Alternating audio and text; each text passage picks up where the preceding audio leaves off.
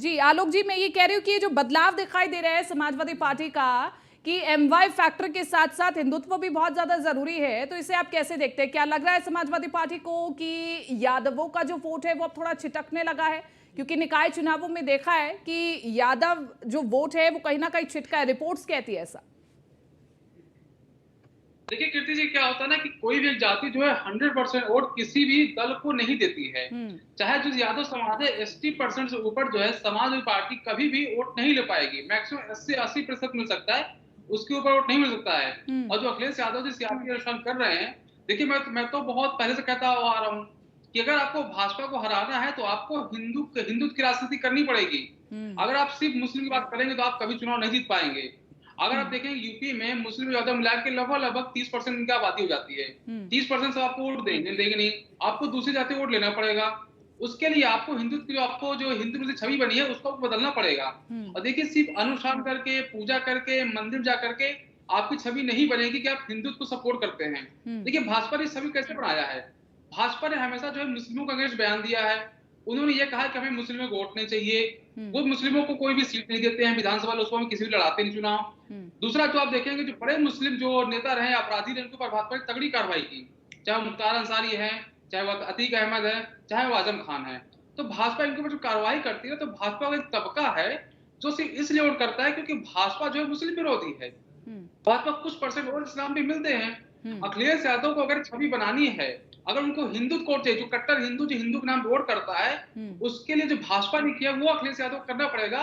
ठीक। उसके बिना जो है आप हिंदू, आपको जो छवि हिंदू विरोधी वो बनी रहेगी। हम्म। सिर्फ मंदिर जाने से, पूजा पाठ करने से, अनुष्ठान करने सिर्फ से मंदिर आपको जाने से, कट्टर पूजा पाठ करने से वो नहीं कुछ आएगा नहीं आपका। होगा, बल्कि पूरा ध्यान देना होगा। आलोक सिंह जी, माफ कीजिएगा, एसएन सिंह जी, क्योंकि सीधे तौर पर यह कहा जाता है कि आपको भी, क्योंकि मैंने समाजवादी पार्टी से पूछा कि चुनाव आते हैं तो आपको सर्व समाज, सर्व हिंदू की याद आती है, लेकिन आपके लिए भी ये कहा जाता है कि जब चुनाव आते हैं तभी आपको मुस्लिमों की याद आती है। तभी हमने निकाय चुनाव में देखा कि आपने ज्यादा से ज्यादा टिकट्स बांटी मुस्लिमों को, उससे पहले क्या? नहीं कीर्ति जी, देखिए 2014 में जब भारतीय जनता पार्टी की केंद्र में सरकार बनती है तो हम्म। आप देखी होंगे सबसे सुंदर नारा दिया गया, सबका साथ, सबका विकास, सबका विश्वास और हम्म। सबका प्रयास। और उस पे कार्य किया गया, गरीबी के लिए कार्य किया गया। एक गरीब को क्या चाहिए? आवास चाहिए, गरीब को बिजली चाहिए, पानी चाहिए, सड़क चाहिए, सुरक्षा चाहिए। उन मानकों को भारतीय जनता पार्टी ने पूरा किया और एक लाभार्थी वर्ग तैयार किया। वो लाभार्थी वर्ग जिसको जिस चीज की आवश्यकता थी उसको पूरा करते हुए आप देख लीजिए, आज पराजित हुए समाजवादी पार्टी को आप यहाँ भी देख सकती हैं। अखिलेश यादव जी को सोचना चाहिए कि हम एक अच्छे अच्छे प्रवक्ता रखें, जो कुशल प्रवक्ता हों, जो जवाब दे पाए, जो जिनके पास जानकारी हो।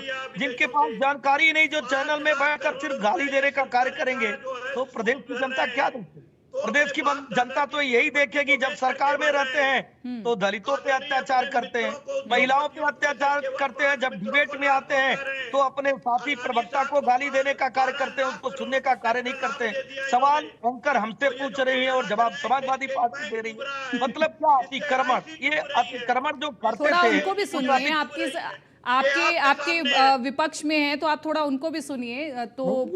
नहीं, अगर आप एक साथ सुनाना चाहती हैं तो एक साथ सुना जाए। सवाल हमसे पूछी तो हाँ। मैं जवाब दे दूं, फिर हमारे मित्र देंगे। मैं कह रहा हूं ठीक है, बात कि पूरी निश्चित कीजिए। तौर पे, निश्चित तौर पे देखिए भारतीय जनता पार्टी की सरकार ने सबका साथ, सबका विकास, सबके विश्वास की बात की, लेकिन ये लोग नियमवाई फैक्टर पे काम किए।